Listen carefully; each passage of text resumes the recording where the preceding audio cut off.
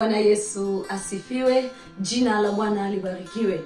Na wasalimu ndugu zangu katika Kristo mahali popote mliko. Niko mbele zenu tena katika majira haya. Tunaendelea na somo letu ambalo linasema Mungu hawezi kukuacha. Ninakushukuru ndugu yangu kwa sababu nimepata support yako kuanzia mwanzo wa somo hili mpaka sasa hivi tuko pamoja. Lakini siku ya leo tunaendelea, kuna machache ambayo Roho Mtakatifu anataka aweze kuongea na nafsi yako. Unajua kuna wakati ambao watu tunapitia shida. Kuna wakati ambapo watu tunapitia changamoto. Kuna wakati watu tunafikia kuweza kukata tamaa. Tunasema labda ya kwamba Mungu hayupo. Wakati mwingine tunasema labda ya kwamba mimi nimezaliwa kwa sababu ya shida. Tunasema ya kwamba afadhali ningefariki. Watu wanasema sioni umuhimu wa kuishi, afadhali ningefariki. Mungu anasema ya kwamba hawezi kukuacha. Na haijalishi kuna shida ambazo unazipitia, Mungu hawezi kukuacha. Tujue shida ni kawaida. Na hizo shida si kwamba uoga zinadumu siku zote za maisha yetu. Kuna wakati shida zinaweza zikaja, lakini kuna wakati ambao Mungu analeta tena faraja katika maisha yetu. Jina la Bwana libarikiwe. Bwana Yesu asifiwe. Hebu tusome kwanza mimi na wewe kwenye kitabu cha Ayubu. Tuone mtu huyu kulingana na changamoto ambazo alizipitia, kulingana na shida ambazo alizipitia, ni yapi alianza kuyatoa katika mdomo wake. Jina la Bwana litukuzwe. Tusome kwenye kitabu cha Ayubu sura ya 3 mstari wa 1 hadi wa 2. Ayubu sura ya 3 mstari wa 1 hadi wa 2, neno la Bwana nasema: baada ya hayo Ayubu akafunua kinywa chake na kuilaani siku yake. 2. Ayubu akajibu na kusema, tusome hadi 3 nasema hivi: na ipotelee mbali ile siku niliyozaliwa mimi, na ule usiku uliosema mtoto wa kiume ametungwa mimba. Amen. Jina la Bwana libarikiwe. Bwana Yesu asifiwe. Nafikiri unajua vizuri changamoto na shida ambazo ziliweza kuinuka katika maisha ya Ayubu. Kulingana na changamoto hizo, Ayubu akaona ya kwamba hana umuhimu wa kuishi. Akalaani siku ambayo alizaliwa. Akajuta, yani yeye akaona hakuna umuhimu wa yeye kuishi. Kwa sababu ya nini? Zile shida, yale maumivu ambayo yalifikia moyo. Na wewe ambaye unanitazama katika siku ya leo, kuna shida ambazo zinapitika katika maisha yako. Kuna changamoto ambazo unazipitia, zinakufanya uone ya kwamba hauna umuhimu wa kuishi. Inakufanya ya kwamba uone labda Mungu mimi aliniumba kwa sababu ya shida tu.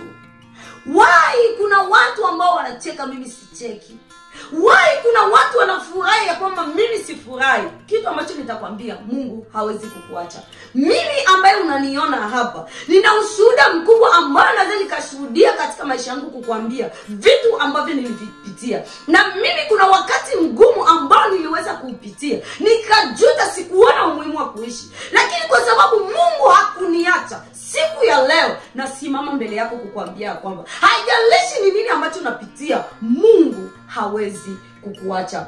Jina la Bwana libarikiwe. Bwana Yesu asifiwe. Unajua mimi katika maisha yangu huaga napenda sana kufundisha watu vitu ambavyo mimi nimevishia. Siwezi kukufundisha kitu ambacho mimi sijakishia. Kama nakufundisha hivi ni kulingana na mimi mwenyewe. Kuna maisha fulani, kuna wakati fulani katika maisha yangu niliwahi kupitia wakati mgumu, lakini kwa sababu Mungu hakuniacha, leo nasimama mbele zako. Na wewe usipokata tamaa, ipo siku utasimama na kushuhudia mbele ya wengine ambao watakutazama. Jina la Bwana libarikiwe. Bwana Yesu asifiwe.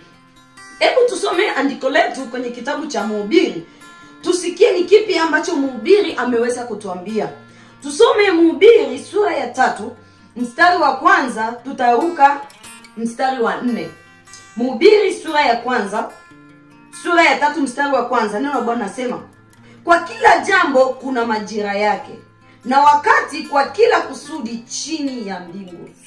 Mstari wa 4, neno la Bwana nasema: wakati wa kulia na wakati wa kucheka, wakati wa kuomboleza na wakati wa kucheka. Amen. Jina la Bwana libarikiwe. Bwana Yesu asifiwe. Mhubiri anasema ya kwamba kila jambo lina kusudi chini ya mbingu. Na katika kila jambo ambalo linapitika katika maisha yako, kuna wakati wa kulia na kuna wakati wa kucheka. Kuna wakati wa kufurahi na wakati wa huzuni. Ikimaanisha kama leo una huzuni, si kwamba huo huzuni utaendelea siku zote za maisha yako. Hapana. Mungu yupo. Mungu anaona shida yako. Mungu anaona changamoto ambazo uko nazo. Mungu anaona vilio vyako. Mungu anaona jinsi gani unavyojitoa kwake. Kitu ambacho mimi nitakuomba, wewe endelea tu kuwa mwaminifu mbele za Mungu. Uangalie kama Mungu hataachilia haki ambayo inakustahili. Ukisoma kwenye kitabu cha Wafalme wa kwanza, sura ya 3, ukianza kwenye mstari wa 18, utaona pale kuna historia ya makahaba wawili. Kuna mmoja ambaye aliweza kuchukua haki ya mwingine.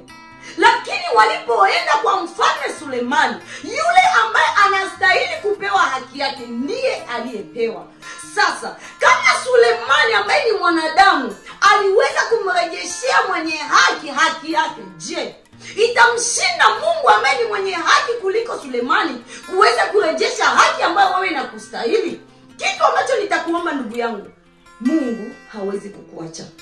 Jua ndani ya moyo wako ya kwamba Mungu hawezi kukuacha. Chochote ambacho kinakustahili katika maisha yako, Mungu ataweza kukurejeshea. Niseme nakushukuru ndugu yangu kwa kuweza kuwa nami kuanzia mwanzo hadi mwisho wa video hii. Nitakuomba usisahau kusubscribe, kulike na kucomment. Lakini pia kuna somo nzuri ambalo Roho Mtakatifu ameweza kutupatia ambalo litakuja hapo soon. Nitakuomba uweze kuwa nami. Kwa majina naitwa Nicole Catherine Kongolo. Thank you.